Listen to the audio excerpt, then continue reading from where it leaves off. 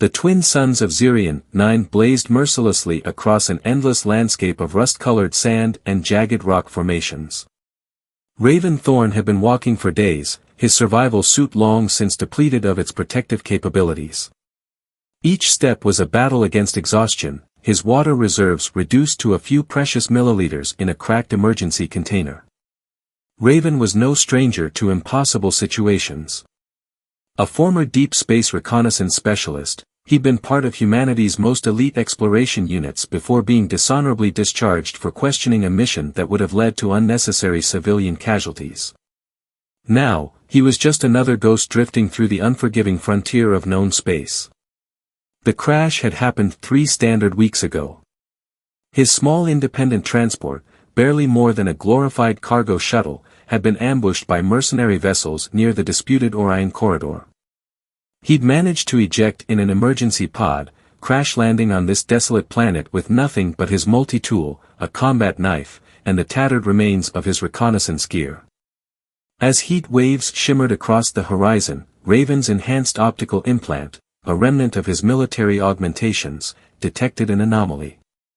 A plume of smoke rose in the distance, breaking the monotonous landscape's perfect symmetry. Most would have dismissed it as a mirage, but Raven knew better. Something had fallen from the sky recently. With renewed determination, he adjusted the makeshift wrap protecting his face and began moving toward the smoke.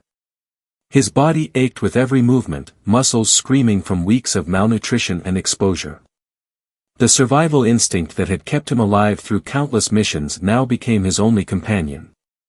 As he drew closer, the smoke resolved into something more substantial.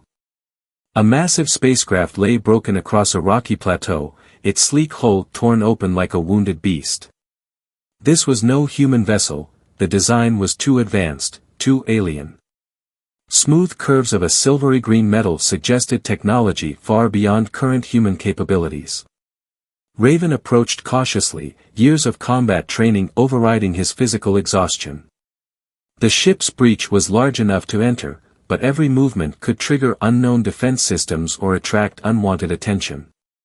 He checked the charge on his only remaining weapon, a compact plasma cutter that was more a maintenance tool than a proper weapon. The interior of the ship was a maze of twisted metal and shattered technology. Crystalline panels that once likely controlled complex systems now lay fractured across the floor. Strange symbols, unlike any language he'd encountered, were etched into control surfaces that pulsed with residual energy. A faint sound caught his attention. Not the typical mechanical groans of a damaged spacecraft, but something more organic. A breath. A whisper. Someone was alive. Raven moved carefully, his enhanced hearing guiding him through the wreckage. The sound came from a compartment near the ship's central section, partially crushed but still maintaining structural integrity. As he approached, a soft glow emanated from within, a life support system fighting to maintain its last reserves of power. With a calculated movement, he pulled away a section of fallen paneling. What he saw stopped him in his tracks. Curled within a partially damaged stasis pod was a being unlike any he had encountered before. Iridescent skin shifted between deep blue and silver, reflecting the minimal light like living mercury. Intricate biomechanical implants were woven into the creature's form, suggesting a civilization where technology and biology existed in perfect harmony. The being was clearly injured. Multiple fracture points were visible along its body, and the stasis pod's emergency systems were failing.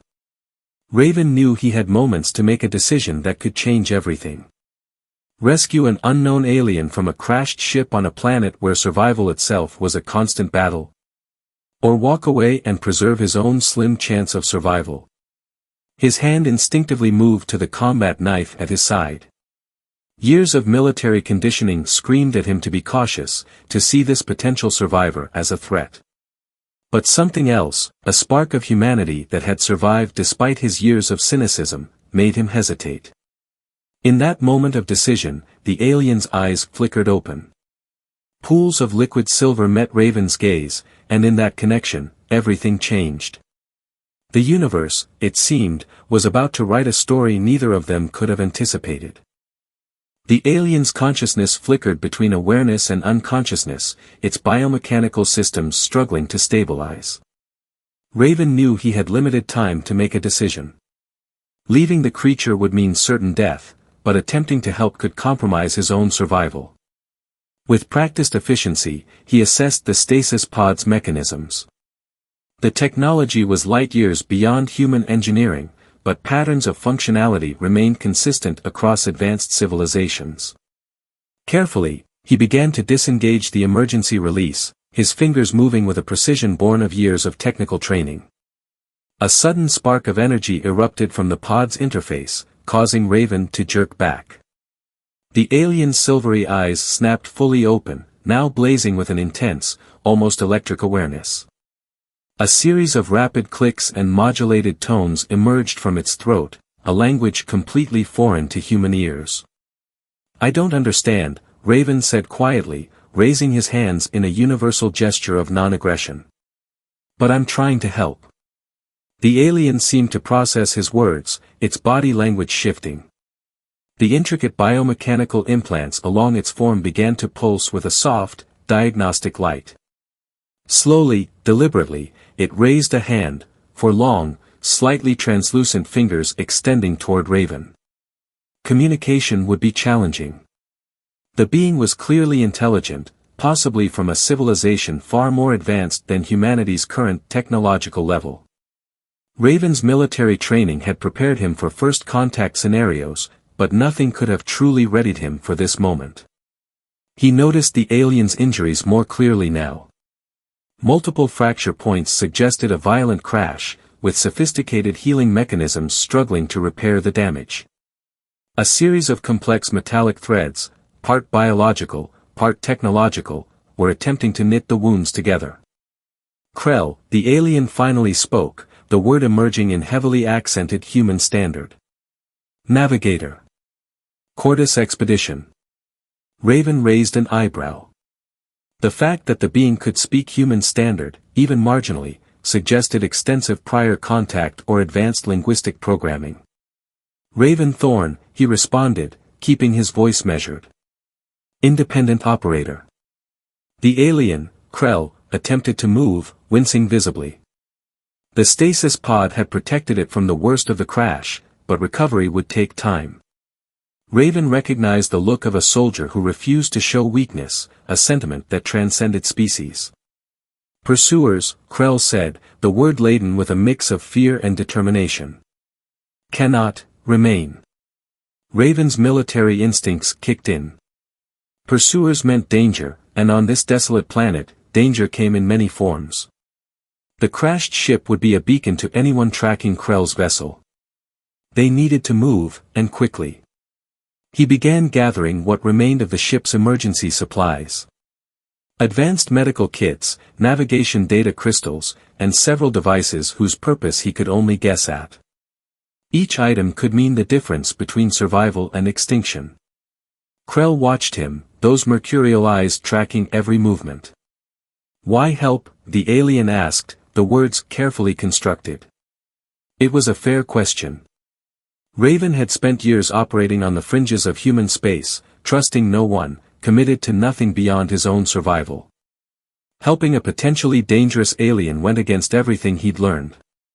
"Because leaving you means we both die," Raven replied curtly. "And I'm not ready to die today." A sound emerged from Krell, something between a click and a laugh. Humor, it seemed, was a universal language. As Raven helped the alien from the remains of the stasis pod, he felt the weight of unseen eyes. The planet's harsh landscape offered little cover, and the crash site was a beacon that would attract attention from anyone, or anything, in the vicinity. Their survival would depend on unity, on setting aside the vast differences between their species. A human and an alien, trapped on a world that seemed determined to destroy them both. The real journey was just beginning. The harsh winds of Zirion 9 howled across the desolate landscape, carrying razor-sharp particles of silicon and mineral dust.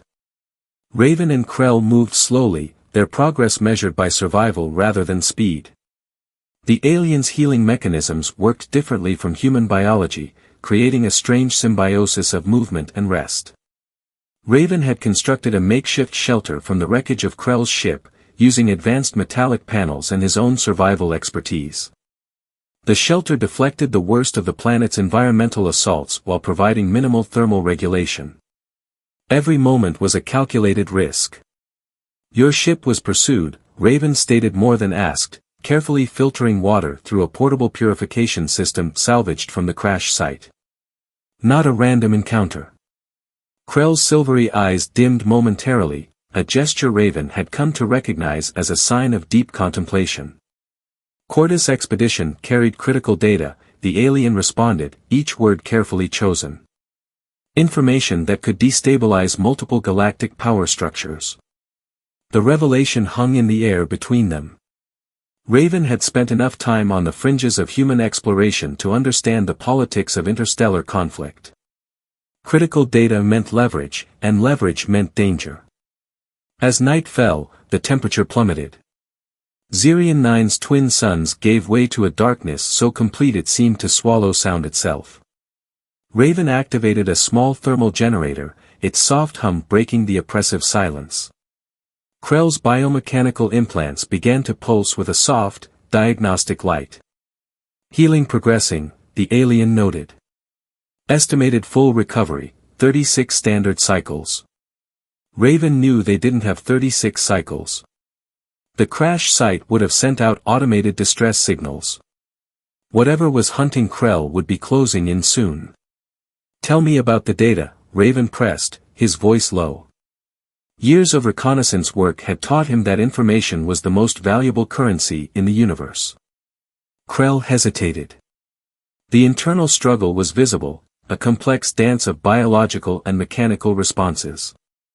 Finally, the alien produced a data crystal no larger than Raven's thumbnail. It pulsed with an inner light that seemed to defy the laws of physics. "Quantum entanglement research," Krell explained. "Capability to communicate instantaneously across infinite distance. Potential to unite or destroy entire civilizations." Raven understood the implications immediately. Faster-than-light communication had been the holy grail of human scientific research for centuries. Such technology could revolutionize, or completely destabilize, existing power structures. A distant sound interrupted their conversation. A low, mechanical hum that didn't belong to any natural phenomenon. Something was approaching. Raven's military training kicked in. He'd seen enough close calls to recognize the precursor to a hunting pattern. Whatever was searching for Krell was close, and it wasn't interested in taking prisoners. "We need to move," he said, gathering their limited supplies. The shelter would become a trap if they remained. Krell's body language changed. The alien's biomechanical implants began to reconfigure, creating a defensive pattern that spoke of advanced combat preparation. "Hunters," Krell whispered. "Mercenary collective. Specialized in data retrieval." Raven checked his plasma cutter, more a maintenance tool than a weapon, but it would have to do. "How many?" "Estimated 3 primary units. Possible drone support." The odds were impossible. A human and a wounded alien against professional data hunters with advanced technology. Any rational assessment would suggest surrender or escape. But Raven Thorn had never been one to follow rational assessments. As the first signs of their pursuers crested the rocky horizon, Raven felt something he hadn't experienced in years. Not fear. Not desperation. Hope. The real battle was about to begin. The first hunter drone appeared like a nightmare birthed from silicon and darkness. Its angular form cut through the night sky, sensor arrays scanning with predatory precision. Raven had seen advanced technology before, but this was something else entirely, a machine designed for one purpose, retrieval. "Stay low," he whispered to Krell, his hand instinctively moving to the makeshift cover they'd constructed from ship debris and natural rock formations. The alien's biomechanical implants pulsed softer now, understanding the need for absolute concealment. The drone's scanning beam swept across their position, a lance of light that could slice through most conventional camouflage. Raven's military-grade thermal dampening suit, a relic from his reconnaissance days, provided their only real protection. One wrong move would reveal their position. Krell's hand touched Raven's arm, a gesture of communication that had developed over their days of survival. The data crystal pulsed softly within a protective compartment of the alien suit, its quantum entanglement technology a beacon of both hope and danger. "They will not stop," Krell said softly. The aliens' understanding of human language had improved dramatically during their time together. Collective sees this data as worth more than entire planetary systems. Raven understood. In the complex ecosystem of interstellar politics, information was the ultimate currency. The quantum communication technology they carried could reshape entire galactic power structures. The drone began to descend, its multiple sensor arrays creating a web of detection that seemed impossible to penetrate. Conventional tactics would be suicide. Raven's mind raced, pulling from years of impossible missions and desperate survival. "Can your implants interfere with its scanning?" he asked Krell. The alien's response was a complex series of clicks that Raven had learned meant uncertainty. Partial disruption. High risk of detection. It wasn't much, but it was a plan. As the drone drew closer, Raven prepared. His survival kit contained minimal resources, a plasma cutter, emergency signal disruptor, and a handful of improvised electromagnetic pulse devices. Nothing that should logically stand a chance against such advanced technology. But logic had never been Raven's strong suit. The drone's primary scanning beam locked onto their position. Krell's biomechanical implants began to pulse with an intense, rhythmic energy. A calculated risk that would either save them or reveal their exact location. "Now," Raven whispered. Krell's implants erupted in a cascade of quantum interference. The drone's sensors flickered, momentarily confused by the complex energy pattern. In that split second of uncertainty, Raven moved. He launched an electromagnetic pulse from his modified signal disruptor, a device never intended for combat, but modified through years of desperate innovation. The pulse struck the drone's primary systems, creating a cascading failure that sent the machine spiraling. But they both knew this was only the first wave. More hunters would come. The mercenary collective wouldn't stop until they retrieved the data crystal or eliminated those who carried it. As the damaged drone crashed into the rocky terrain, Raven looked at Krell. The alien's silvery eyes reflected something beyond mere survival, a mutual understanding that transcended species. "We're not done yet," Raven said, a hint of a smile crossing his weathered face. The real battle was just beginning. The mercenary collective's primary assault vessel breached the atmosphere of Zirion 9 like a metal harbinger of destruction. Its sleek, predatory design spoke of technological superiority that made human and alien technology seem primitive by comparison. Raven knew they were outgunned, outmanned, and running out of options. "We need a plan that's completely insane," he muttered, studying the terrain around them. Krell's biomechanical implants pulsed in what Raven had come to recognize as agreement. The data crystal they carried was more than just information, it was a key to potential galactic transformation. Quantum communication technology that could unite or destroy entire civilizations balanced precariously between them and their pursuers. Krell's healing systems had finally stabilized, but the alien was far from full strength. Raven's own resources were depleted, his military survival gear reduced to a handful of improvised tools and pure determination. "Your species," Krell said, the words carefully constructed, "has a remarkable capacity for survival against impossible odds." Raven laughed, a harsh, unexpected sound that cut through the tension. "We're good at turning impossible into merely improbable." The mercenary vessel began deploying secondary hunter units. These were not simple drones, but sophisticated pursuit mechanisms designed to track and eliminate with ruthless efficiency. Each unit represented technology that would take human researchers decades to comprehend. But Raven Thorn had never been one to play by the rules. He began modifying their remaining equipment. The plasma cutter became a makeshift signal generator. Pieces of the crashed ship were reconfigured into a complex electromagnetic interference network. Krell's biomechanical implants provided computational power that transformed their desperate defense into something approaching strategy. They expect a conventional response, Raven explained, his hands moving with practiced efficiency. We'll give them anything but that. The first wave of hunter units descended.